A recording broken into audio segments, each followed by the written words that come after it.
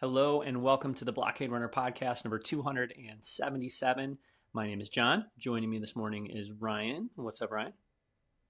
Man, I feel like I don't really pay attention when you're saying the episode numbers, but 277, is that real? Yeah, 200. Is that legit? Yeah, I think so. Wow. Does it That's a feel like it lot should of be 177? kind of. Like, these things are all like over an hour typically, sometimes two, and 277 of those Yeah. hundreds of hours of Well, talking Ryan, about this Star is Wars. yeah, that's true. This is 2025. We have been doing the show since 2015, so that's 10 years. Wow. Yeah. It's Yeah, a most long Star Wars time. podcasts that have been around for that long have like definitely like way more than 277, I think. Hmm. They must have like a schedule or something. Yeah. I mean, if we did 50 a year for 10 years, we'd have double as many episodes as we have right now almost, you know what I mean? Hmm. So Seems like a lot of work. it does. Yeah, it does. It does. All right, Ryan, Yeah. we're back for this episode to talk about Skeleton Crew episode 8, which is called The Real Good Guys. But before we do that, I feel like we should pay tribute to, pour one out for one of the real good guys of Hollywood who does have a connection to Star Wars, and that is David Lynch. Um, Yes. Yeah, David Lynch died unfortunately earlier this week, and he, of course, was asked to direct Return of the Jedi by George Lucas, which is Yeah. one of those.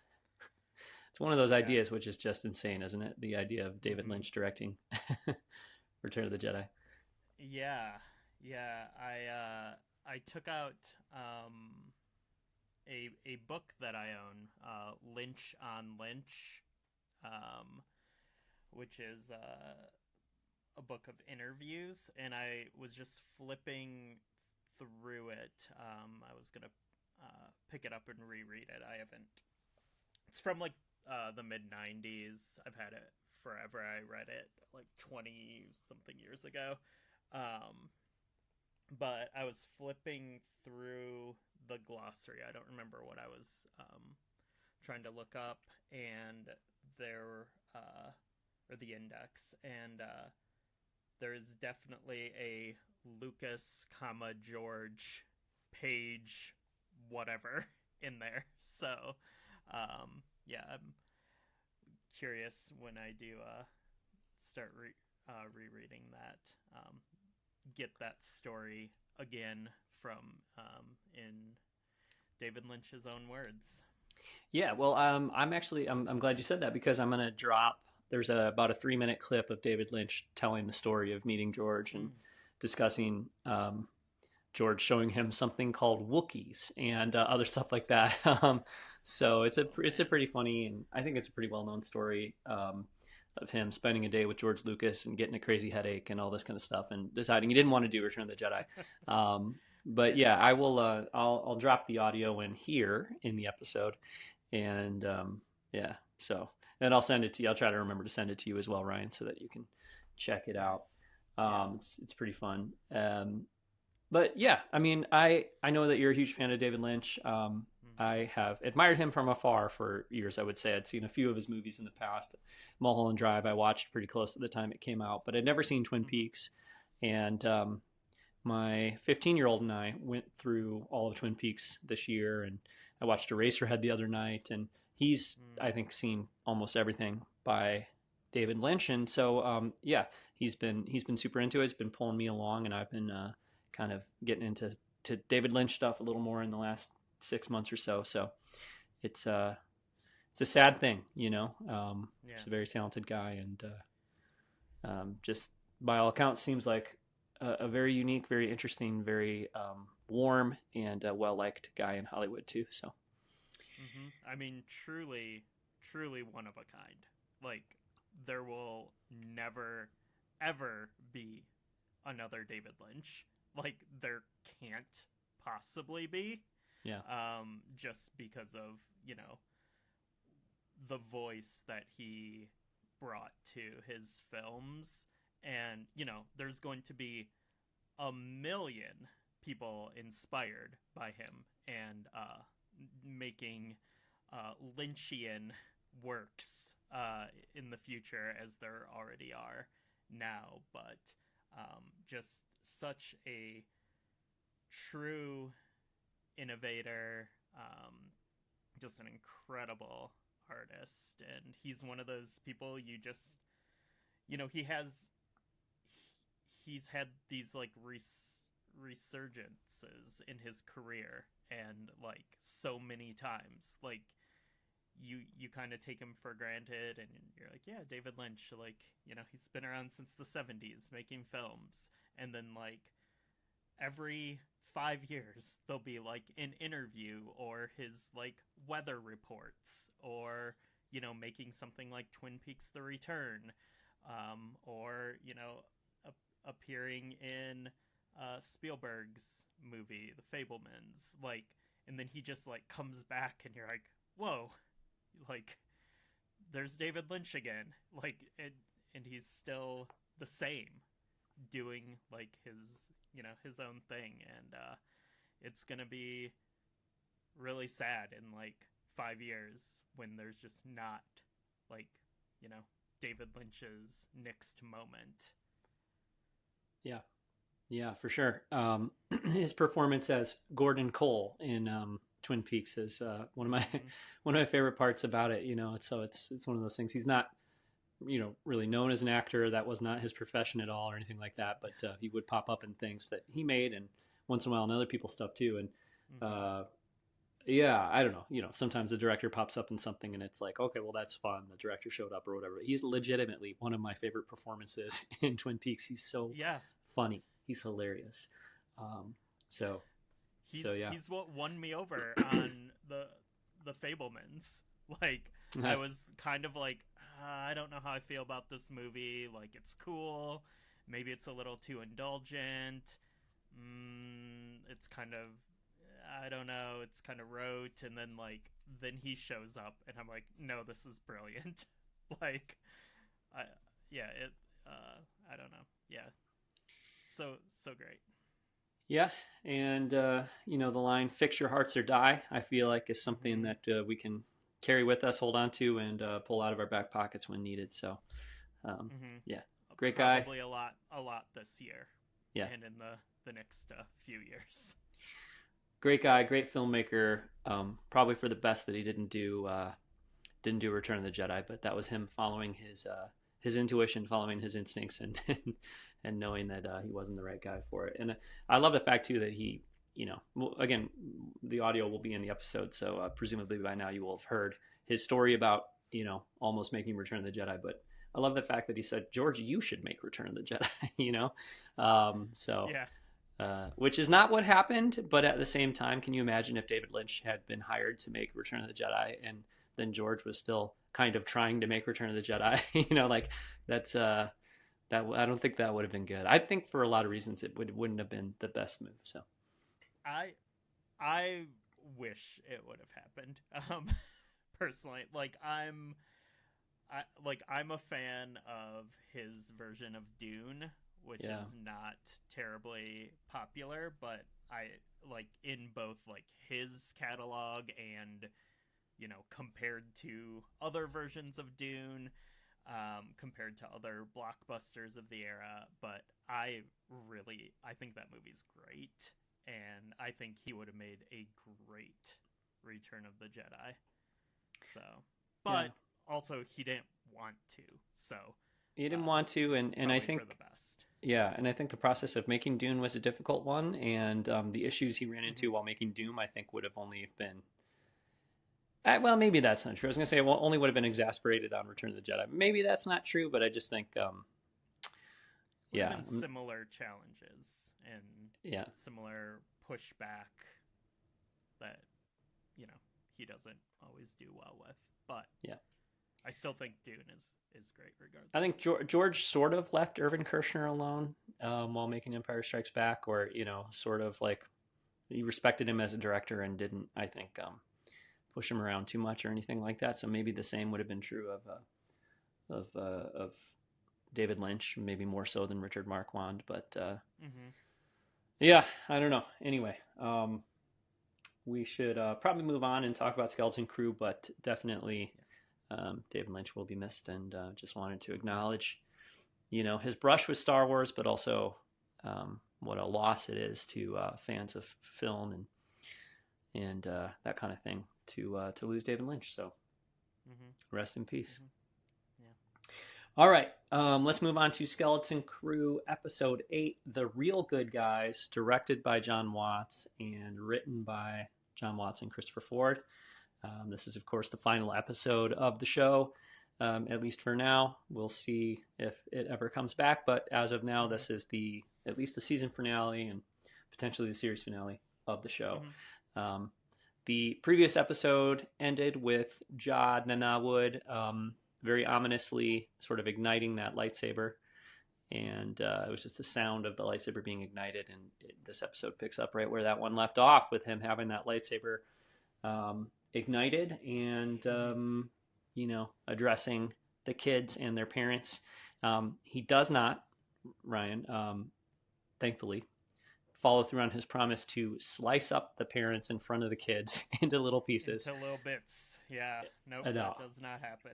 No, he doesn't do that. Instead, he continues to play the role of the emissary. And at first, the parents are like, "Oh, well, thank you so much. It's so great that you're here, and thank you. And I hope the kids didn't cause too much trouble." And Jod, of course, is like, "Well, actually, they did cause quite a lot of trouble. They should be confined to their quarters. They're grounded." Yeah, exactly. Yeah, exactly. It's so goofy. Like that. This whole scene, this whole start of it, like.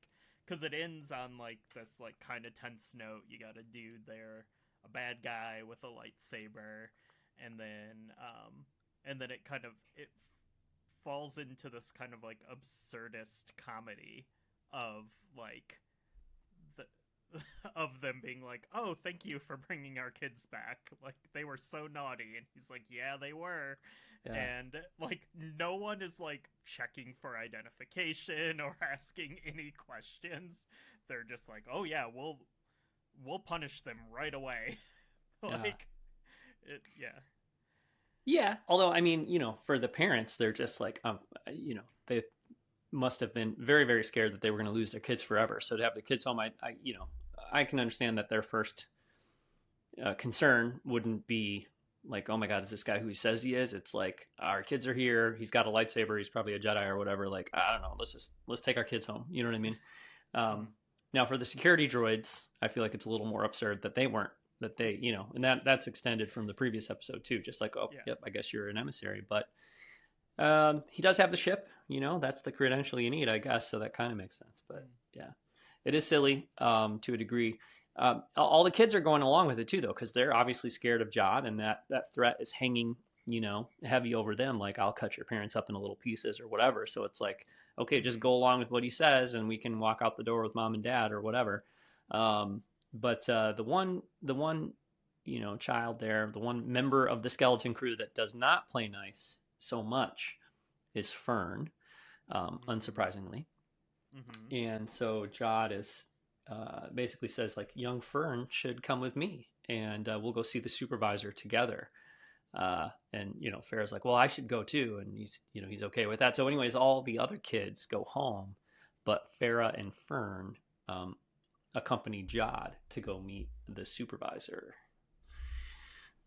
So that's pretty threatening. But yeah, that's their fate, at least early on in the episode. For Wim, we cut back to Wim and his family now, or Wim and his dad. And it's a funny moment. He's got the space microwave dinner.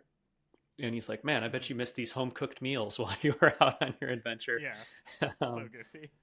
This is a star-making episode for Wendell, Wim's dad, I would say. Like, he's great in this episode. And so it's the first of a couple or a number of great Wendell moments in this episode, I would argue.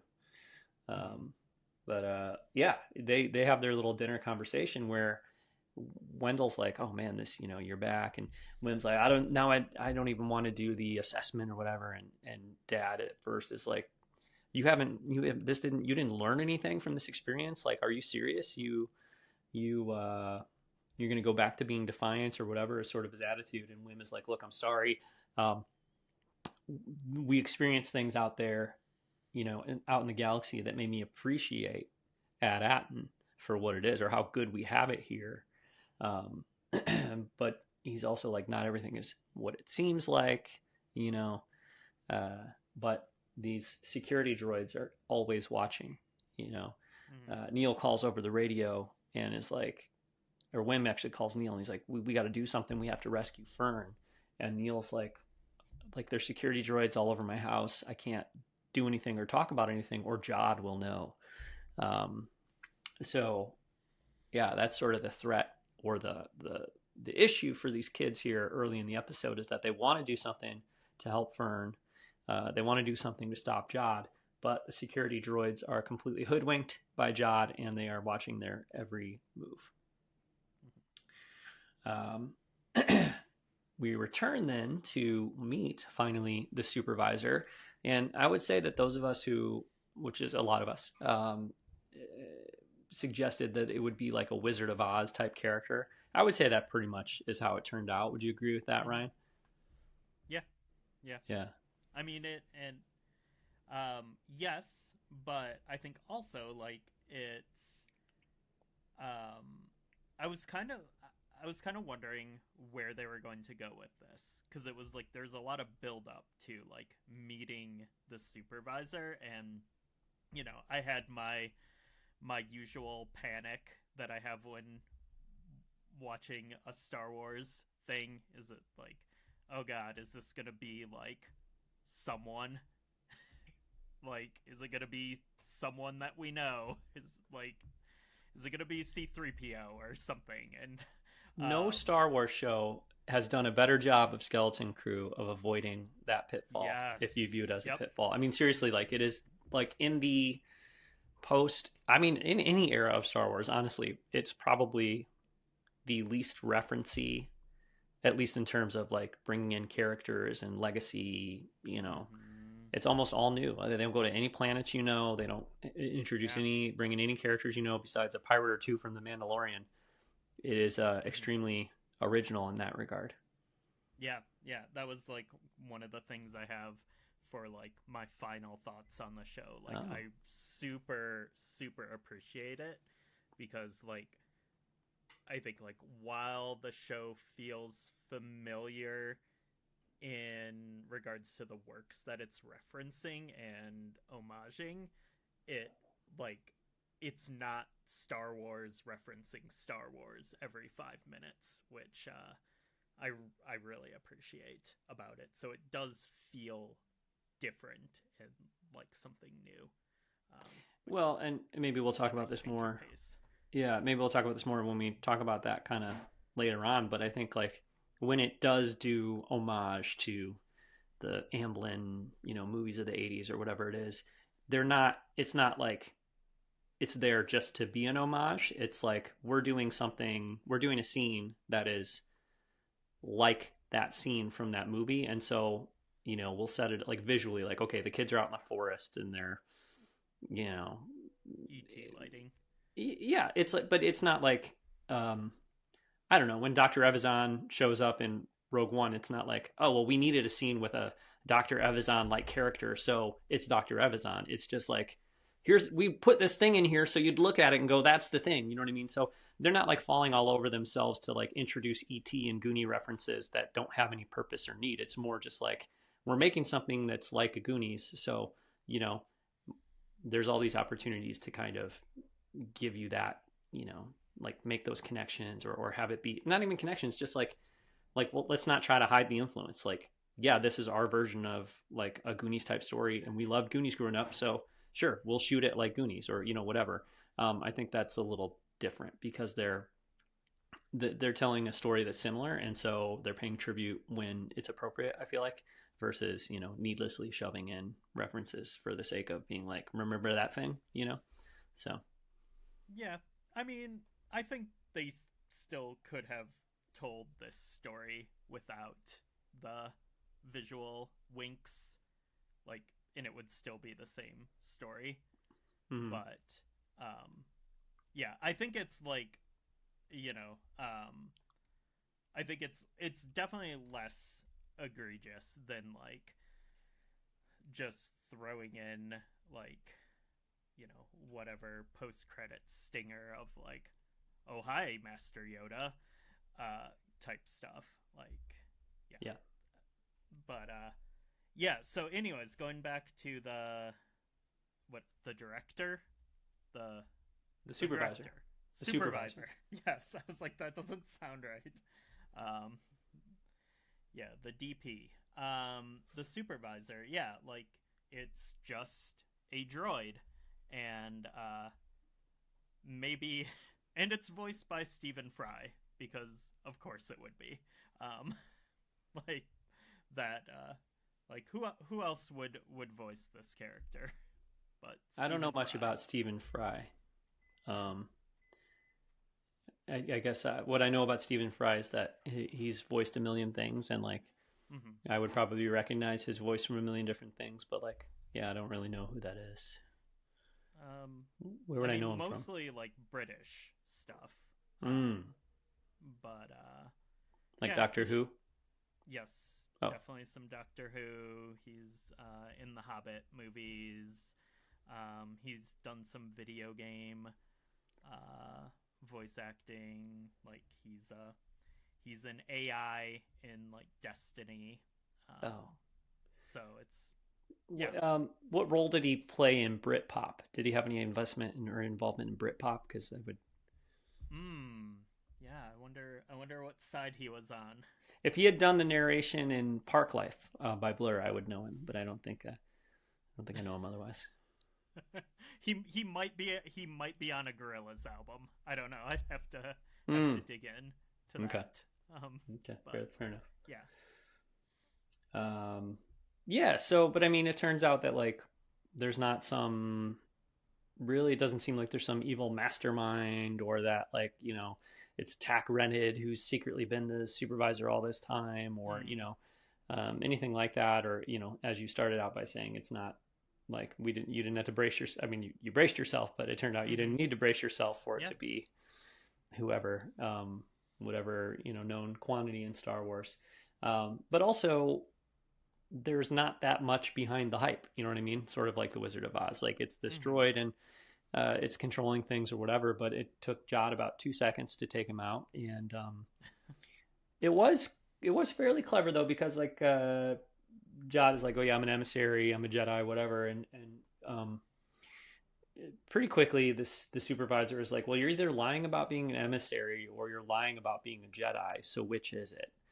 To which Fern takes that opportunity to say he's a pirate. He's trying to invade the Mint. And then the supervisor's like, yep, that's what I figured, and turns the security droids on him. So, I mean, we could interpret it that all this time, like when they were like, oh yeah, come on down, bring your ship down, let's go see the supervisor, whatever, that the supervisor was like wanting to investigate this whole thing, knew it was probably a lie, but like, let's bring him down and see what it's all about. I don't know. I'm not sure if that's really what the intention is, or how we're supposed to interpret it or not. But and I don't know if it really matters that much. But yeah. In either case, I love the next sequence or the next sort of series of shots, because I felt like it was very much speaking of references, it very much called back to me to the Phantom Menace. Not only because Jod, Qui-Gon Jinn's the supervisor in the eye, the way Qui-Gon, melts through the security door. Blast doors, the blast doors in the Phantom Menace, but also because if you take out the supervisor, all the droids planet-wide shut down, very much like little Annie did. Yeah, taking out the droid control ship, right. So I would assume that was an intentional reference. That was a case of Star Wars referencing Star Wars, at least a little bit. Yeah. But I don't think in an obnoxious way, or like in a, again, it felt like, okay, he needs to take out the supervisor here, and the droids need to not be a threat, for the kids to be able to do what they're going to do coming up. So I think, there's plenty of reason to do it. Yeah, I think that's more of just like we've established this is how this kind of thing works in Star Wars. Yeah. Like, that's like if there's droids that are being controlled by like a central computer or something, if you take out the computer, the droids will stop working, because that's just how it is in Star Wars. Yeah. But it's the pairing of the two that makes me feel like it's definitely an intentional thing. You know what I mean? Because it's like that really is like, that is a very iconic move from Qui-Gon early on in the Phantom Menace. And, you know, the Phantom Menace is the prime example of that too. So I don't know. But either way, I like it. So from there, Jod is like, okay, I need my ship, right? This has been his thing since they got onto AT-AT, is like, I need my ship. Like, you guys aren't letting my ship come through. So how do I disable the barrier? And Farah is like, no, please don't, we don't want to do that. Like, I can get clearance for your ship to come down. But please don't, mess up the barrier. And Jod at this point says, I don't want to destroy anything. We will take our fill of the credits and go. So his argument is like, I'm here to steal from you. I'm going to take a whole lot of credits from AT-AT, but that's all I want. Fern is like, he's lying. Don't listen to him. He's lying. And I will say, at this point in the episode, I wasn't sure if he was being honest or not. Part of me felt like, yeah, well, I mean, that is what he wants, right? He wants to get all these credits and go. Obviously, Fern was ahead of the game there, because that's not what he does. Although, I also think, and I'm not sure if you'll agree with me about this or not, Ryan, but I also think that his goal and his crew's goal are not they're aligned, but I feel like they're a little bit different. You know what I mean? I don't know if Jod had quite the thirst for marauding and pirating the way the crews do when they get down to AT-AT. Mm-hmm. It was sort of like Jod's the leader that brought them there, but once they got there, like, I feel like they were acting on their own accord, and it's not like, it wasn't in defiance of what Jod suggested or what Jod led them to do, but I think like the enthusiasm they had for breaking into all these people's homes, like taking over AT-AT and everything, I think was the enthusiasm for that part of it was a little more on their end than his, I feel like. Yeah, I mean, it's just they all have their roles to play. Like, he's, I think that's typical of a pirate leader. Like, they're usually just like standing back, not getting their hands dirty, and then like the crew are the ones who are pillaging and everything. I think that's just how it typically is. Yeah, but well, we'll talk about it as we continue through the episode. I feel like there's moments of regret or like disappointment in how it's all turning out for him, or from him, as he's seeing AT-AT and being kind of ripped apart. And I don't think there's any regret about that from the crew for the most part. I think like that's like, this is mission accomplished. This is exactly what we want. We want to come in and like make these people suffer, and we want to really, we want to tear this place up. So I don't know if Jod really felt that way. Jod cares either way. He's still just like focused on the money. I don't think he's like, there's no like, what have I done moment for him in this. Like, yeah. I mean, I'm not saying he's like devastated that it's happening. He's frustrated that like things keep getting more complicated. Mm-hmm. For him, like, and his plan he keeps having to like readjust his plan. Yeah, well, yeah, and also I think like it seems to me that he wanted to be able to come in. I do think he wanted to take over AT-AT, but I think that it seems to me like he wanted things to continue exactly as they were on AT-AT, except he's in charge. You know what I mean? Yeah. Like I don't want to come down and disrupt and like piss everybody off. I don't want it to be like, you guys are slaves to me, or, if you step out of line, like I think he wanted to, because he's a talker, you know what I mean? I'll come in, I'll lie, and I'll schmooze, and, you know, make everybody on AT-AT and love me too. But I'm going to be like, instead of being just the captain of my crew, I'm going to be captain of AT-AT, and it's going to be awesome. And I'm going to have as much money as I want. I think that would have been maybe his preferred route, just based on some of the stuff he says. But, then again, can you always trust what he says? I don't know. Maybe, obviously not. But, yeah. We'll see. But that's what he didn't want the productivity to be disrupted. Right. Right. He wanted the systems were good for minting money there, and they were effective, and he just wanted to be reaping the benefits of it. Yeah. And then what happens is the systems start getting disrupted to a point beyond repair. Yeah. Yep, that's true, I think. So once Jod does, deactivate the supervisor, kill the supervisor, however you want to put that, Wim then tells his dad, Wendell, the truth about Jod. And at around that same time, the pirate ship descends down to Ad-Atten, and it's sort of hovering there for a moment, and people are looking up at it, and oh my God, what's going on? And then, this is a little bit of where I'm well, he didn't give the order. Jod did not say, okay, start just blowing everything up, right? They just start doing it. They come down and they just start blowing up houses and vehicles and whatever, right? And it's I don't know that he, when he was okay, maybe he did. Maybe before he came down, he was okay, once we get that barrier down, you come in and just start wrecking house. Maybe that's what he told him. But to me, it feels a little more like they got down there and they were whoa, hell yeah. Here's a city we can just ravage, so. Yeah, I mean, I think that was just the plan, because at no point is he we never cut to him with a look of horror on his face, or him being I need a comms, I need to tell them to stop doing this. Yeah. He's just yeah, exactly. He's not surprised or offended or anything by it. Yeah, he doesn't try to stop it.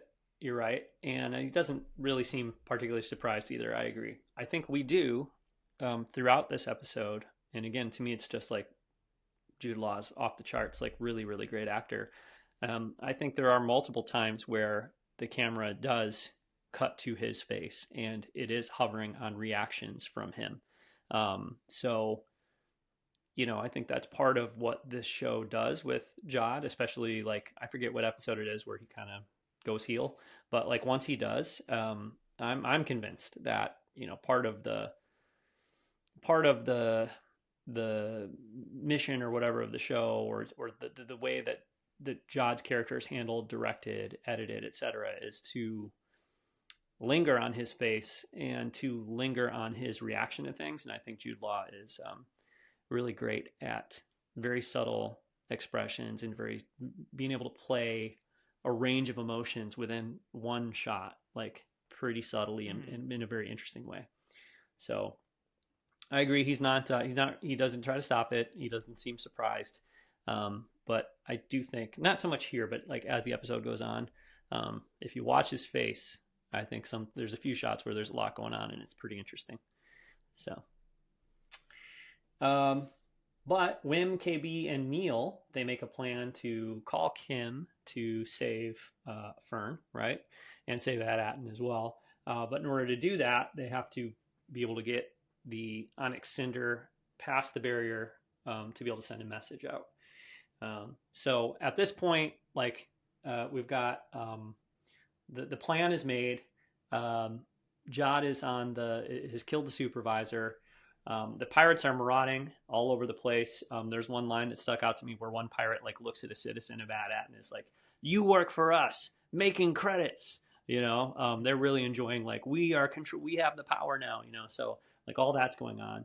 And Wim is okay, they make their plan over the radio and he's let's go. So he runs out of the house and Neil and KB are on speeders and Wim gets on his speeder. And of course his dad is whoa, no. We're not doing this. Kids take off anyway. And in another great moment for Wim's dad, Wendell, he sees the Adam Driver lookalike from the first episode on the speeder. The cool teen. Yeah, yep. And I love this choice too. Like, we don't see what happens. It just cuts, and then like the next time we see Wendell, he's on the speeder. He's on the speeder, speeding along with the kids. He paid good money for it. Yeah, maybe. So yeah. Anyway, that's fun. So that's the beginning of his joining the kids on an adventure in this episode. He speeds along with them, and they realize they can't get the Onyx Cinder out of there without restoring power. And Wynn is like, "Dad, can you do that?" And Wendell, son, so ridiculous. Son, you are talking to a level 7 systems coordinator. So good. It's very good. And again, the comedic like kind of editing and timing there is great because he delivers that line with comic bravado, and then it just cuts there, which I think is perfect. Yeah, that was that line, that moment in particular was like the most like John Wattsian moment, I think, because that is like something straight out of like one of his Spider-Man movies. Sure, like that's exactly what you would have like one of the adults saying or something, like some goofy thing like that. Yeah, it's good stuff. So from there, basically Farah is distraught. She's like, "Oh my God, the barrier was supposed to protect you from this." And this is one of a few moments in this episode that I feel like really clarifies what the deal is with the parents and the supervisor and the barrier and all that stuff. I feel like a lot of fans have been sort of speculating that there's something really nefarious going on Ad-Atten, but I don't think it really turns out to be that, It's funny because something we totally glossed over is there's like two big mysteries to the show that I think have been like, thread through from like the first episode, and that's what's going on Ad-Atten, what's the deal with it, and then how is Jod a Jedi? And we get Jod's story. Doesn't that happen after he like kills the supervisor, or is it later? It's coming up. Yeah, it hasn't happened yet. Oh, it's coming up. Okay. Yeah. Okay. Yeah.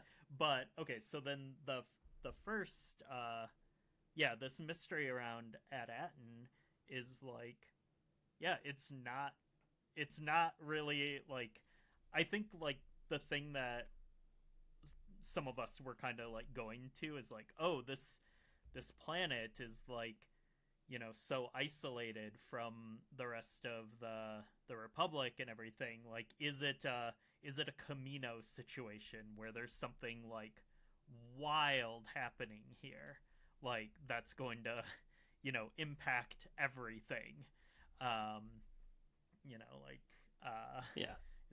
Is Snoke snoking around here, or like, whatever.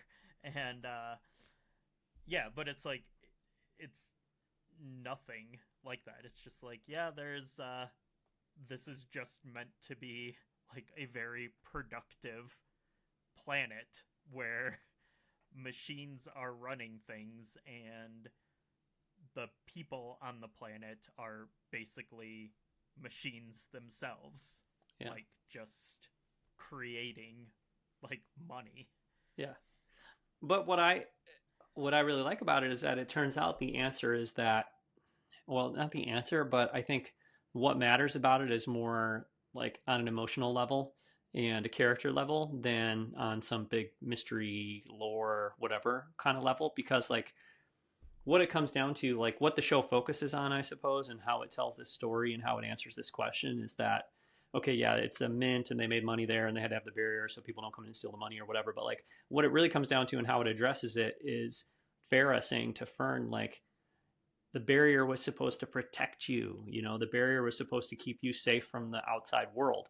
And this is a show about kids growing up. This is a show about kids like taking their first steps, on their own to, journey through life, have adventures on their own, without their parents' guidance and all that, and obviously the show is told mostly from the perspective of the kids, but, that is an emotional truth for every parent, you know what I mean? And for as much as like it's difficult for kids to grow up and become adults and all that kind of thing, like the other side of that is the parents having to let go of their kids or having to, you know,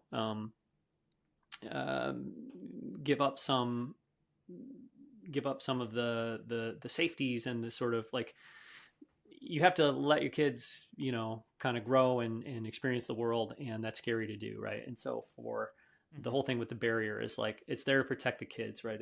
We're trying to keep, our community safe and all that kind of thing. But Fern's response is that, like, look, we've been to some awful places, but even in the worst places, there are good people out there, right? So it's kind of like, yeah, Mom, I know you're scared to let me drive to the city to go see that band on my own, but like, at some point you gotta let me do it. And yeah, I'm going to go off to college, and, there might be some bad people when I get there, but there's gonna be good people too. And you got to trust me to be able to, like, take care of myself, and you gotta let me thrive. Right. So I think, like, what it came down to in the end is like, no, it wasn't Snoke. It was that these parents want to keep their kids safe. And a reality of life is that you want to keep your kids safe as much as you can, but you also have to, trust them and let them make some decisions on their own. And that's just, that to me is just as interesting or more interesting in terms of a storytelling choice than like, oh, well, it turns out it was connected to this other story or whatever, it has this implication for, the sequel trilogy or whatever it may be. Like, it's just a great story about a very universal truth that people experience with their families and their lives, It's a metaphorical barrier. Yeah. That also is literal and like cooks dudes when they fly there. But yeah. Yeah. I mean, I don't know how Glurb's parents would feel about letting the barrier down, because he's never going to get that glow weed farm, but no. Yeah. So Wim, I love this too. This is good. This is another great little moment for Wendell. Although he has like not the best moment necessarily coming up in a few minutes, but they get to the tower. It cuts then to them at the tower, and the what's it called? A turbo lift? Is that what we call elevators in Star Wars? I think the turbo lift doors open up, and Wim is standing in there by himself, and he just looks at Jod and he's like, "You're gonna lose, man. I made a call. We told the X-Wings that we're here." I can't remember if he says the X-Wings or not, but he doesn't know the language of the New Republic, so he doesn't say the New Republic. But it's all a distraction, right? Him and Fern are good guys. The real good guys. That's right. Yeah, the episode title. Yeah, that's right. But yeah, they distract Jod long enough with the story they're cooking up for Wendell to sneak around and kind of get to the system controls or whatever, so they can turn power back on so that the Ionic Cinder can take off. But yeah, it's a fun kind of moment there. Of course, Wim being Wim is like really focused on Jedi. Like, oh yeah, and Fern goes along with the two. Fern's like, oh, he's been working with the Jedi all along. Wim has, and of course, Jod's like, you guys don't even know that all the Jedi are dead. Like, what are you talking about? Like, you need a better story than that, because there's a really fundamental flaw with your story, which is that there are no Jedi. So, yeah. But KB takes off. She gets up there. She gets the message to Kim. Kim is like, they're on their way. We'll send the New Republic or whatever. And then it cuts to Jod, and Jod is like, you children don't even know what you've done, right? You don't even know what you've done. And I think that's interesting to think about, like, what does he mean in that moment, and sort of what is his I don't know, because he's very upset by this, and part of what he tells them is like, you can call anyone you want, they're not going to be able to get through the barrier, So I don't know what he means by you don't know what you've done at that moment exactly. I don't think that he thinks he's lost, so I don't think that's what he means. But I feel like he really was hoping to accomplish what he wanted to accomplish, which, to be clear, is taking over Atom and Mm-hmm. arresting control of that whole planet away from the apparatus that was controlling it before. But I think he wanted to do it like with the least amount of conflict and the least amount of violence. What's that? Resistance. Yeah, yeah. I think he's like, well, now it's going to have to be like you put KB in danger, and we could have like you could have just let me snowball your parents and snowball destroyed and whatever, and like I would have gotten what I wanted, and I would have left you guys alone. But now it's not gonna. Mm-hmm. It can't be that way. So the way I read that, like, you don't know what you've done, is it's in reference to alerting the new Republic Yeah. to, yeah. So, like, I think it's, like, now the new Republic has access to this planet and But knows about it and will take it over. oh, yeah, yeah, that Like makes sense. you just lost your autonomy, and but like he doesn't care about them like losing their autonomy and their way of life, but now it's like, even again, like I think all of his emotions and frustrations in this episode are like about what he's trying to do getting more difficult and more complicated. And now, like, he can no longer take over and set up base at this planet because the new Republic isn't en route. And so now he's just gonna have to like get what he can and go.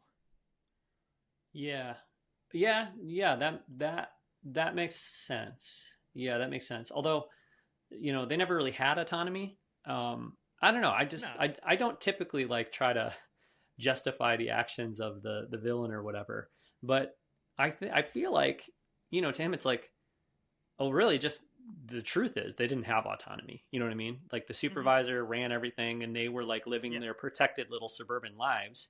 And I kept getting the impression throughout this episode that he was like, I will allow you guys to continue living your protected little suburban lives. It's just that I'm going to push that supervisor out of the way, and I'm going to be the one in charge, which means I get all the money. But you're Mm-hmm. going to keep on living your life just like you were before. You know what I mean? Yeah. Which, of course, is there a selfish motive in that? Yeah, absolutely, right? Because that's the easiest way for him to operate things. But again, I just don't see like with the pirates. I feel like there's this enthusiasm, this excitement about like we get to rule with an iron fist. We get to be like the asshole pirate rulers who are going to take over this planet and treat you all how we want to.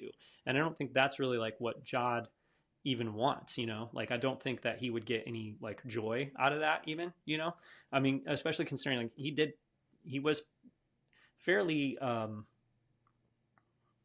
don't know, like he went like he seemed to be okay with like coexisting with those kids, on his path to, getting what he wanted, obviously.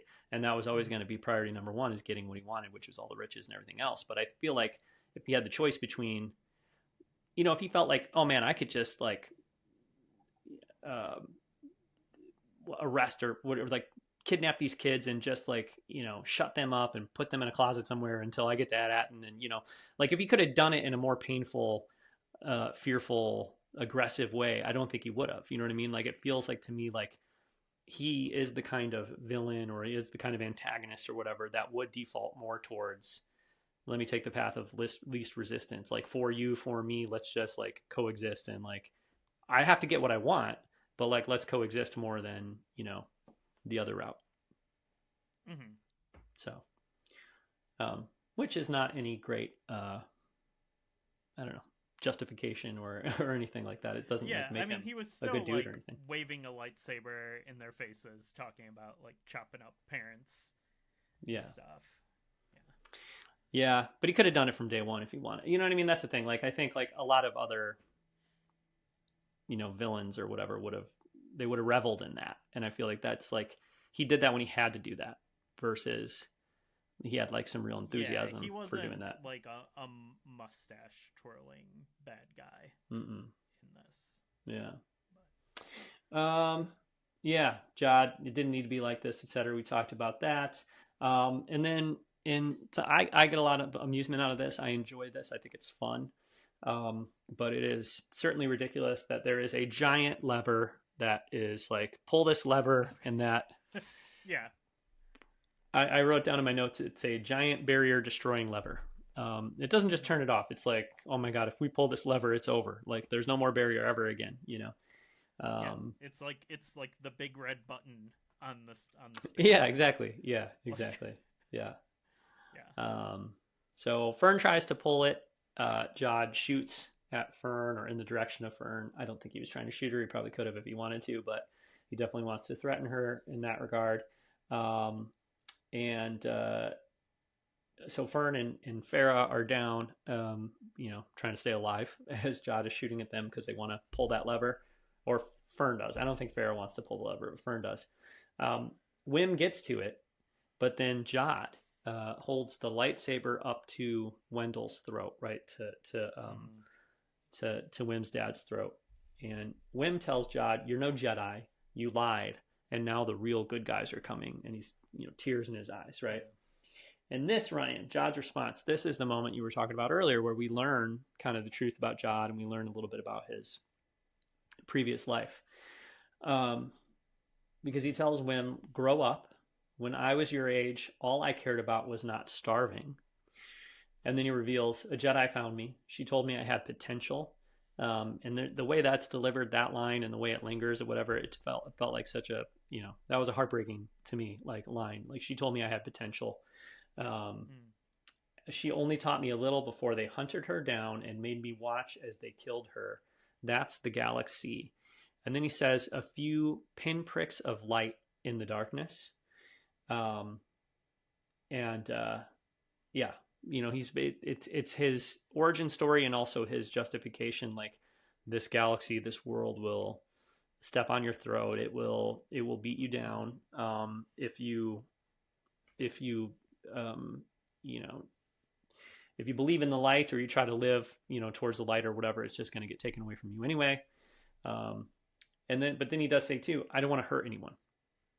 And again, to me, I believe that about him, especially with this story, this context in mind. It feels like somebody who was very traumatized as a child, and we don't know what his story is, like why he was on his own and starving and struggling just to stay alive. But for him to be rescued by a Jedi and then see the Empire come in and just destroy all that hope or whatever, it feels like it broke him in a way that he would never allow himself to believe that the world could be fair, or that there was any reason not to take yours and worry just about yourself, because look what happens if you worry about anybody else, or if you believe that that there's hope. So you took what he said there at face value? The story about the Jedi? Mm-hmm. Oh, 100%. Oh, 100%. You don't believe? You think he just made that story up in the moment? Yeah. Well, where do you think his okay. I don't think it's the point. I don't think we're going to, maybe if this show goes on for multiple seasons, like, there will be more exploration of that. But like, to me, this was his go-to of, like, his story, like one of his stories to buy him time, like the I've always been hungry, and you've been hungry too, and like his performances, where, yeah, like, maybe there's some truth in it, but I think it's like, I mean, there's no real reason to take, like, anything he says at face value. And I think, like, it's yeah, like it's not something that needs to be explored. I'd actually, and I think this is something like bigger picture. Like um, I think this show should just be this single season and be done. So I don't think it's something that needs to be explored further. But I think in this moment, like I was just like, yeah, maybe that's like part of the truth or something. But I actually really like how ambiguous it is, and how I feel like you're not supposed to fully, you're supposed to have some doubt about what he's saying. Yeah, Because I mean that's like the character he's been the entire season. that could be, yeah, sure, that could be. But I think that you say like, what reason is there to believe him? Well, I would say that like the show opened up the second episode when he's first introduced with him using the Force, and I think intentionally asking us as an audience to say, is this guy actually using the Force? And then as the show goes on, there's example after example where it's very clear he's using the Force. I mean, in this episode, he ends up using the Force pushes Wendell across the room at a moment's notice. You know what I mean? So it's like, that is one of the things that we as an audience have been talking about with this show is like, okay, if this guy has the Force, like what's his deal? Was he a Jedi? Was he the, and so like when he says, no, I'm not a Jedi. I was trained by a Jedi, but then the world came in and destroyed that hope and everything. It's like, that tracks perfectly with him as a character and him being this pirate who like has all these fake identities and lies in the moment whenever he has to or whatever. Like him telling the truth in this moment, like nothing about that to me undermines that other side of him, because like here he's not like in this situation, he's not trying to, I don't think he's trying to pull the wool over anybody's eyes, because there's not, I mean, he's holding a lightsaber up to Wim's dad's throat. Like his strategy here is mess with me and I will kill your dad. You know what I mean? It's not, I'm gonna, these are the these are the wise elders, and I'm here to do like, he's not, I don't think he's trying to spin a yarn to pull the wool over anybody's eyes here. I guess he was when he was, on trial or whatever, but I think even then it was like, look, we're pirates, we're out here, pillaging throughout the galaxy, right? But here's how I can, rhetorically, here's how I can move you, here's how I can get to all of you, is to tell the truth, right? To like, I need to reach you at your core. If I'm going to save my ass right now, the only way to do it is to get so deep that you're going to respond, right? And what is the truth? That I think it is a truth, for all those pirates, right? It's like, no, we are hungry, we are starving, like we're out here doing this, like, we don't have mom and dad who are gonna like give us a nice little nest egg to buy our first home, and like nobody bought us a car when we turned, you know what I mean? I feel like they're saying like, no, we are starving, like that's who we are, and I'm one of you, and this is the truth about us, right? And I think that was true, and I think this is true too. So is he a liar? Yeah. Is he duplicitous? Does he tell stories all the time? Yes. But if we walk away from this whole season of this show as an audience and say, we don't know a damn thing about Jod. I mean, it's all a lie, and I don't know anything about him. I don't think that's good writing. I think good writing is for us to walk away from the show and say, the guy lied all over the place, but there were moments where we saw who he really is. And I think that's what this moment is one of those. No, I'd argue that it's better to leave it ambiguous than, because like this, like what you're describing is just like a cliche of like, oh, this man was, he had this childhood trauma, and now he acts like this, and that's so sad. Like, I think it's more interesting and better writing if it is ambiguous. It's like, maybe he was telling the truth, maybe not. He lies a ton. Maybe he's lying here, maybe not. Maybe this was the actual truth. I think having that ambiguity is cool, actually.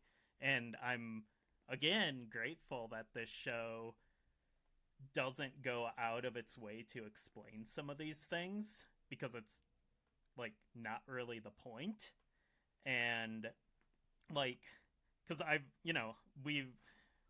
we talked at length about like how absolutely miserable those flashback episodes of the Acolyte were, and I mean, at least in my opinion, they completely just like ruined the momentum of the show, and they over explained things and were super redundant, and like I like that this show doesn't do that.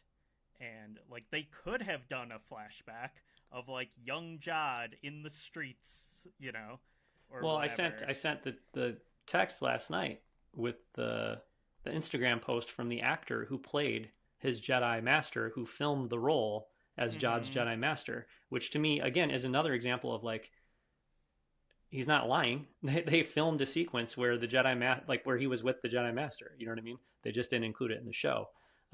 So I think uh, it's an example of not like over explaining things, I suppose. But you know, is it? I guess it's ambiguous. Like, but it's to me, I don't know how much more ambiguous it is than anything else that you learn through dialogue, because there's nothing about it that would say, where we as an audience would say, I don't know. I think you can have antagonists or villains who lie, but as an audience, you kind of determine when are they lying and when are they telling the truth. Two truths and a lie for every villain. Kind of, yeah. Yeah. I mean, Palpatine. I don't think that's the case. Even with Palpatine, the lyingest liar in Star Wars. I don't think everything he says is a lie, and I don't think that as I watch the movie, I'm supposed to think every word out of his mouth is a lie, just because I know he's often lying. Mm-hmm. So, but you're still there's that doubt that's there, and in the opera sequence in Revenge of the Sith, like what maybe what he's saying about Plagueis is true, maybe not. He's obviously like using this story for a reason, and then like later on, like those gaps were filled in and whatever. But in that moment, with the knowledge that we had there, like you can't really tell. Yeah, I think that seems pretty heavy-handed, though. Like, pretty heavy-handed in the sense that it's like, I killed my master. I think you can believe that part, I do anyway. Yeah. You don't think he killed Darth Plagueis? I think it's winking at the like, audience, being like, Anakin doesn't get that I'm telling him I killed my master, but you guys do, right? Yeah. Okay. Well, okay. So maybe George's writing isn't the place to look for in this, but yeah, I don't know. So yeah, I did not walk away from that sequence being like, man, I really get this guy now. That's too bad. Yeah, I get why he's like that. All right. Yeah. Okay. All right. Well, yeah. Because especially like a show for kids too. You know what I mean? Like I feel like you're sort of suggesting that would be, that storytelling is too simple, or like it's not sophisticated enough or whatever. But I think this is a pretty straightforward story too. You know what I mean? For kids, like. Mm-hmm. So. I mean, I would still go back to what I've been arguing since the beginning of this show, is that this is not a show for kids. It's a show for 45-year-old men. But all right, okay. Well, that is two different perspectives on the show then. So from there, Wendell, a 45-year-old guy, punches Jod. Jod drops his saber. Wim gets to it, and there's this like sort of slapsticks. Well, not slapstick. That's not the right way to put it. But there's this sort of like physical. I don't know. Like there's this physical representation of like being pulled in multiple directions, right? Because like, who is it? Wim is holding onto the lightsaber. Jod wants the lightsaber back, so he's using the Force to try to pull the lightsaber towards him. Wim holds onto it, right? So like he's trying to pull Wim, trying to pull the lightsaber to him with Wim along with it. Mm-hmm. But Wendell is trying to reach for the lever to pull the giant barrier destroying lever down. So Jod is holding on to Wendell, trying to hold him back from going to the lever while using the Force to try to pull the lightsaber back to him. Fern sees this. Fern runs and grabs on the lightsaber too. So now he's, trying to pull the lightsaber with two kids, trying to, pull it in the other direction, which for somebody using the Force doesn't seem like it should be too big of a problem, but still. And holding Wendell at the same time. And that leaves Farah on the ground within, an arm's reach of that lever, right? So at this point, Farah has to make the decision. Ultimately, she's faced with making the decision of, in this moment, do I, destroy this barrier, this thing that I have believed is what's protecting, our children, protecting my child? Am I gonna, do that, right? Am I gonna pull that lever? And it's obviously a challenge for her, right? Because she wants to keep her child safe and has believed all this time that barrier would be the thing that does that. So again, I think it makes sense that she is the one who is ultimately has to make that choice to do that, which of course she does, right? She does that. Wim ignites his lightsaber. So the barrier comes down. Wim turns the lightsaber on, and then Jod, and then maybe you have an explanation for this. I can't figure this one out. Wim turns the lightsaber on, and Jod throws the lightsaber down, right? To me, that was like a really interesting moment because I was like, why is he doing that? Because, okay, Wim has a blaster. Wim is 11 years old. And last time we saw him trying to use a weapon, he turned the lightsaber on upside down and it went flying across the room. I am convinced that with that lightsaber, he could still defeat every person in that room, if he wanted to. And I do not have an answer. It's not a rhetorical thing where it's like, well, I don't know why. I think it's interesting, but it's I would say that's ambiguous because I'm not sure why he would toss that lightsaber down in that moment. Besides, he just feels defeated, I guess. I don't know. See, I think to me, that's more of just like, it's like part of like the meta narrative of like, when the characters in Scooby-Doo foil the mastermind or whatever, and like, and they're like, the kids win. Like, it's just kind of the nature of, I think, these kind of stories. Because like, we're not going to get this show was never going to have like adults slicing up children with lightsabers. Yeah. Like it's not Revenge of the Sith. So yeah, like they were trying to tell this particular genre of story of like kids winning the day, and then at some point you have to like cut it off and I don't think it like really matters one way or another. Yeah, it probably doesn't, but I mean they've demonstrated they're not above like when we need something, like we'll insert the giant red button or the giant lever that you pull or whatever, So like I feel like they would have been willing to. I mean, there's so many ways that he could have been disarmed without him choosing to just throw the lightsaber away. You know what I mean? Like Wim's dad could have knocked the lightsaber out of his hand, or like you could, whatever. Like there's convenient ways they could have disarmed him without just being like, he tossed it down. Now,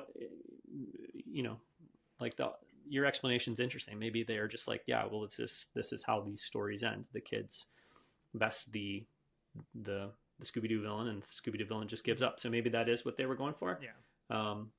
Yeah, I don't know. That's interesting because otherwise I just thought it was like a not baffling, because I don't think it's a bad choice, but like a baffling choice in the sense that like I can't understand why he would do that in that moment, really. But then B-Wing show up, and I'll tell you what, I checked Blue Sky after I got done watching the episode on Tuesday night. I haven't usually been watching these Well, I have, I guess, but I haven't been going online afterwards. Anyway, I went on Blue Sky Wednesday night or Tuesday night after the episode aired, and there were a lot of posts about B Wings. People were hyped for the B Wings to show up. How did you feel about the B Wings, Ryan? I don't care. You don't care about B Wings? They look cool. I don't care about B Wings. I think they look cool. Yeah. Because B Wings are so cool, the pirates retreat. Their frigate is destroyed. What's his name? Gunter. Jaleel White's character shares a name with the WWE champion Gunter, and Gunter is like, everybody get back to your stations, like he's like, no, we're still gonna do this, but like all the pirates are like, no, we're out of here. Like everybody's jumping ship, the ship's crashing, like the frigate's, it's over. So it cuts back to the tower. The kids and parents get on the elevator to leave. Jod is, of course, watching his frigate, his whole plan, being destroyed. And in a moment that I really like, we get a sort of medium close up of or medium, kind of like a close up of Wim, and he's looking at Jod, and he's like, Jod, like he basically looks at him and he's like offering him his hand, so to speak, like, which Wim is this kid who believes in the good guys and the Jedi, and wanted Jod to be the hero that he hoped he would be, and it turns out he's not, but there's still that willingness to be like, well, don't just stay in this tower and get blown up, like come with us, you know what I mean? Jod just looks at him, the elevator goes, like, and then there's they give a pretty meaty chunk of time to Jod being there in the tower. The music playing is sad. It's sad music playing, you know what I mean? As the pirate ship's going down, it's like sad music playing, but especially like with Jod there, like looking out at all that. I wrote this note, like I was like, yeah, I love this shot, this look on Jod's face. It's really subtle, but they hold that camera on his face as he's looking out there, and there's like the most subtle kind of change in his expression. And I swear to God, Ryan, you're not going to like this. I know you're not going to agree with me, but I swear there's like a look of satisfaction, like a tiny little bit of satisfaction on his face in that moment. And I don't know why exactly, because it's like the music is telling us like this man's dream has just died, right? He's watching his dream die, and all the logic would tell you that he's watching his dream die, and he is in fact watching his dream die. His dream was to take over AT-AT and be filthy rich, etc. But I feel like there's this little look of satisfaction on his face, and I don't know if it's one of those things where it's like he admires these kids a little bit and what they were able to do in that moment, or what it is, but I swear there's something there that I don't think could be an unintentional moment on the part of the actor there on set that day. And they had to take it back to an edit bay, and they had to paste this sequence out and cut it together. And if it was like, oh wow, I don't know why Jude had that expression on his face, you don't have to have it in there, and to me it's there. So yeah, I mean, I think there's like multiple ways you could read that. I mean, I was convinced he was going to die. It like very clearly die at the end of this. It again leaves it a bit ambiguous. You never know if you're gonna get that second season. Yeah, but there wasn't like the clear like his face and then like the flash of light or something like implying that like no, that blew up and he's like dead in the rubble. But yeah, I think like, I mean, I guess you could read that as like, oh, those kids, I like those little guys. Or you could read it as like, wait, I just figured out the next part of my plan or something. Yeah. Because yeah, I mean, and again, it's ambiguity used to great effect here.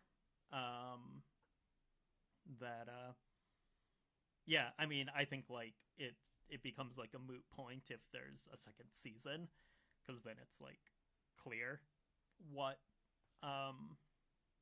you know, what happens to him and what choices he makes. Um, but yeah, I think in the context of like if this is a single season show, then it does leave it pretty ambiguous. Yeah. Yeah. And it's hard not to watch the conclusion and sort of Jod staying there, but nothing conclusive happening to him. It's hard to read that any other way than, you know, we want it to be a satisfying conclusion to the show, but also we want to leave room to do more with Jod, right? Yeah. Or to make another season. So I think that's there for sure. Yeah. And then it's kind of the triumphant, you know, kind of final, I don't know if it's a minute or two here, but they go back, they run back to where the Onyx Cinder crashed, and, you know, it crashed into the dome or whatever of that building, so it didn't blow up and it wasn't too damaged. And the ramp opens up and all those coins, you know, slide out, and then KB, you know, follows too, and pretty quickly wakes up, and she looks at them and she asks, "Did we win?" Which, you know, obviously they do. And then music is triumphant here, and then the sort of final moments of the show are Wim looking up through that dome, like the broken windows or whatever, looking up there and seeing all the New Republic ships. There's a blockade runner that comes in there, and a bunch of New Republic ships, and it's like, okay, well, the good guys came to the rescue, right? So that's the end of the show in terms of like the actual shots, scenes or whatever of the show. And then it cuts to the final credits, and the final credits this time around feature all the sort of pages, or whatever you want to call them, of the Jedi like storybook tales that Wim was reading in the first episodes of the show. So it's a very uplifting and a sort of positive way to conclude, because it's like, not only, yes, they did win, for, you know, KB asks, did we win? And they did. But not only that, but, you know, the kind of main character, I mean, it wasn't really more of a main character than the other kids, like in the end, but I feel like at least the opening sort of episode of the show sort of centered Wim as like the lead. You know, he was the Leonardo of this group of Ninja Turtles, you know what I mean? He was like the main, if there was a main kid, he was the main kid. And he was the one who was, you know, really excited about adventure, and, you know, believed in the concept of good guys and heroism and going off on an adventure and all that kind of stuff. And like, you know, everything about the last minute or two of the show and the final credits reinforces the idea that, you know, it celebrates those things. Yeah, it's very Broom Boy vibes at the end. Yeah. Like, yep. Missed opportunity not to have Broom Boy in this episode, don't you think? Yeah. Let's see, what would he would have been? I can't do timeline math to know how old Broom Boy would be. Well, he probably would be born about maybe at least 10 years after this, right? Broom Boy would be, I think the sequel trilogy is around 20 years after the original trilogy, isn't it? Something like that. This is a couple years after the original trilogy. He's at least 10 years away from being born, I think, if I'm doing the math correctly. Okay. So, okay. But there's always a world between worlds, so why not? You could have had Broom Boy in this episode. Yeah. All right, Ryan, you said that you had some final thoughts cooked up for Skeleton Crew. Yeah. So I was thinking about like a quadrant for Star Wars TV shows. There's where like the categories are like ambition and execution, and like I think we have shows like The Acolyte, where the ambition is really high and the execution is kind of mid to low. overall. Um, and then I think like for the show, I would say the ambition is low, but the execution is high. Like they had their their vision for this show, and they did exactly that. They did exactly what they set out to do, and at like a a pretty high level. Um, they just they nailed it. Like they, um, yeah. I don't think it ever was like, this show's having an identity crisis or anything like that. Like, nope, it's consistent throughout. Um, and yeah, I would say this was not one of my favorite of the Star Wars TV shows, but like it's inarguably very well done for as far as like having a consistent vision and just like everyone executing on it.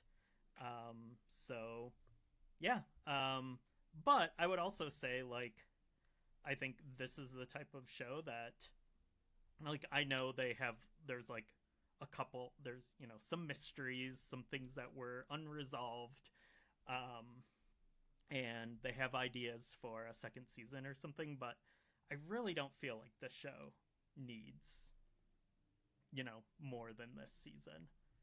Like again, I feel like it had such a clear like this is what we're setting out to do, and they did it.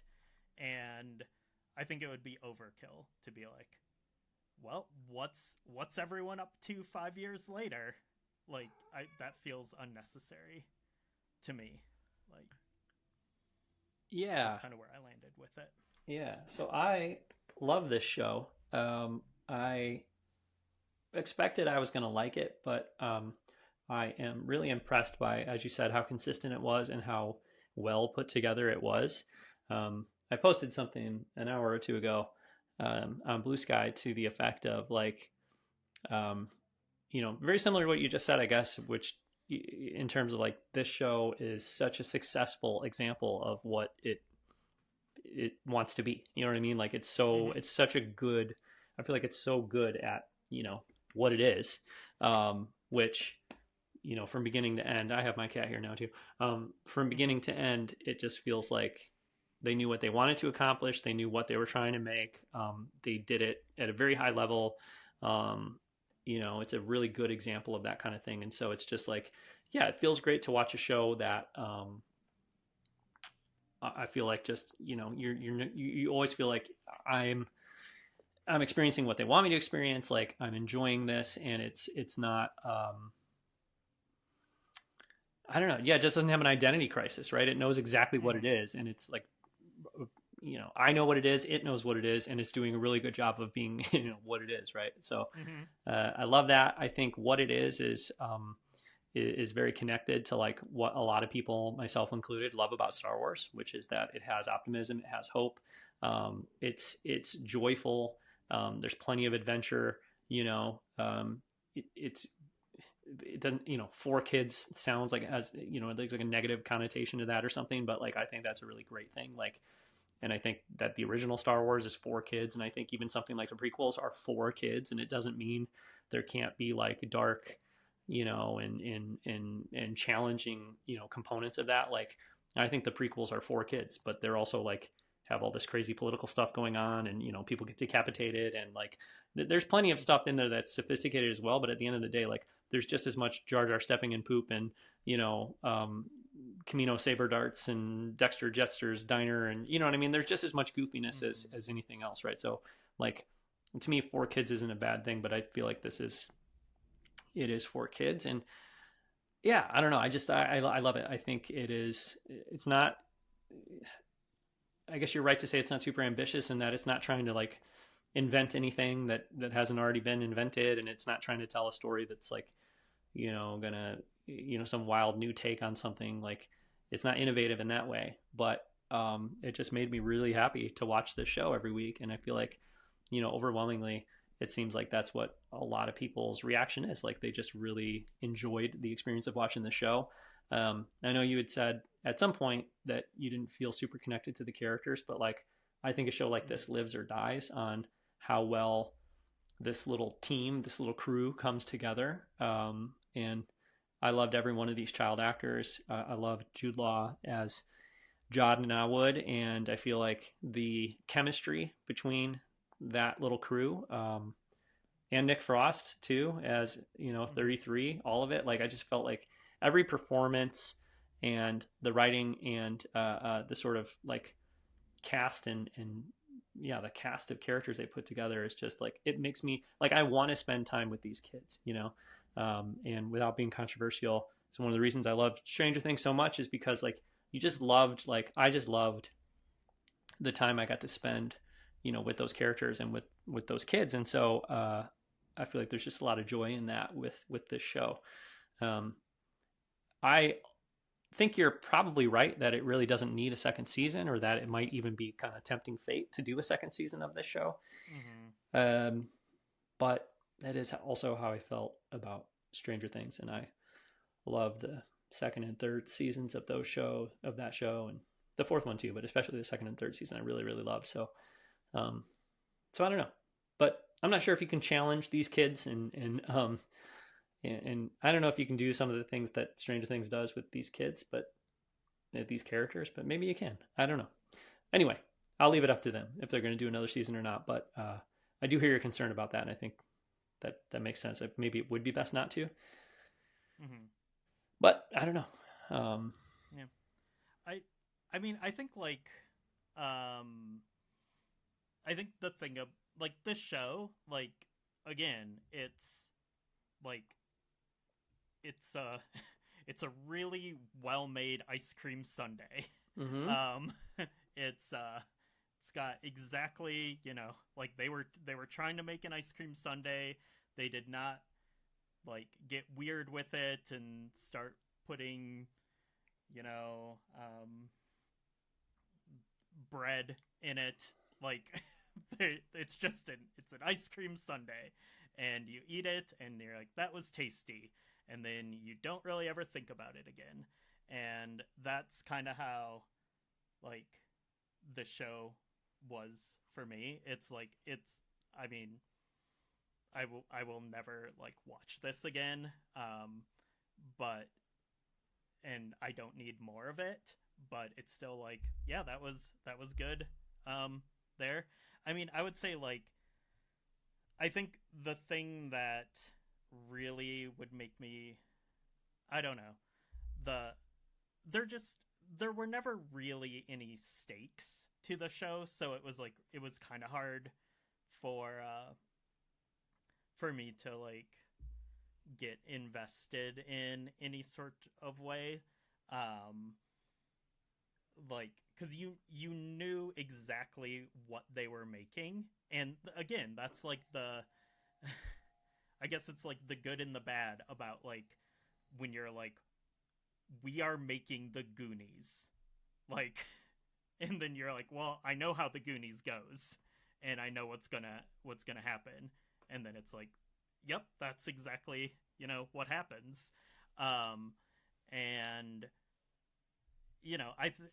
like part of me was like kind of hoping for a curveball, but then that's where they could have like completely jumped the shark too if they tried to do anything like if they tried to color outside of the lines at all, because like the structure of the show doesn't really lend itself to that sort of thing, and that's where you would have like had angry men on the internet being angry about it if they would have tried to like veer off of the path. So yeah, again, like it was fine and it was like well done, but yeah, I think I can like appreciate it craft wise, but it's like not like what I would consider like a television show that I like. That you like? Yeah. Oh, okay. Yeah. I think though, like I think there's a need for this kind of Star Wars show. I think part of the reason this show is landing so well is because it's following the Acolyte, which was obviously much more challenging and a different kind of flavor or whatever, right? And now we're going to have Andor coming up in a couple of months, which of course is going to be, I think it's fair to say a better show than this one, right? Because it's like one of the best shows. It's so unbelievably good. But like The Force Awakens, you described the show as like, you knew what you were going to get, right? I feel like The Force Awakens is pretty much like, yeah, man, you know what you're going to get. Then it's followed up by The Last Jedi. And I feel like The Last Jedi benefits from the fact that The Force Awakens was, pretty predictable or whatever. And like, I guess what I'm trying to say is that like, I think we need the predictable Star Wars stories as well as the unpredictable ones, So, I don't know what the ratio should be or whatever, but if they do another season of this show, it's going to be a while from now. And, I might be ready for more of this kind of thing by the time it comes around. Although I don't know how much other Star Wars we're going to get,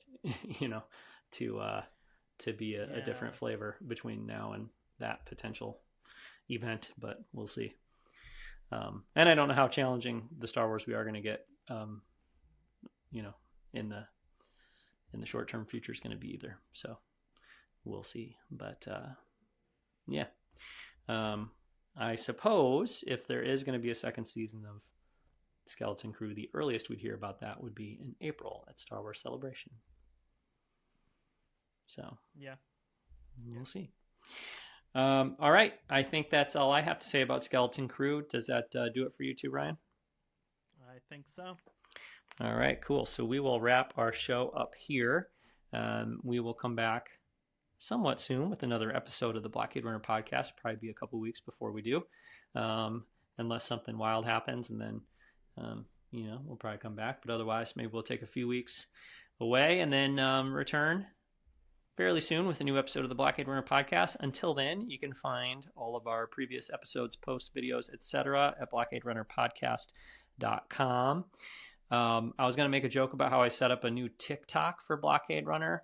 But whoops, except for if I had, which I didn't, and I wouldn't, you would actually be able to access it again already. So that was the most flaccid and limp TikTok ban of all time. Yeah. Yeah. It's back on now. Yeah. Yep. So yep. It's theater. It is theater. Yes, you're right. And the director, the producer who crafted the theatrical production of banning TikTok is now the one who is crafting the theatrical production of saving TikTok. Speaking of Wizards of Oz and whatever other bullshit. But anyway, we're not on TikTok. We are on Blue Sky. You can follow the show on Blue Sky. Go to our website, blockaderunnerpodcast.com. You can email the show, blockaderunnerpodcast@gmail.com as well. And we have a Discord. And you can hop in our Discord, and there's a link for that in the show notes. Ryan, if listeners want to follow you, where can they do that? Blue Sky, standard issue gaming, and DVD menus. All right, very good. Well, thanks very much for listening, and we will be back soon with another episode of the Blockade Runner podcast. Andor season, celebration season.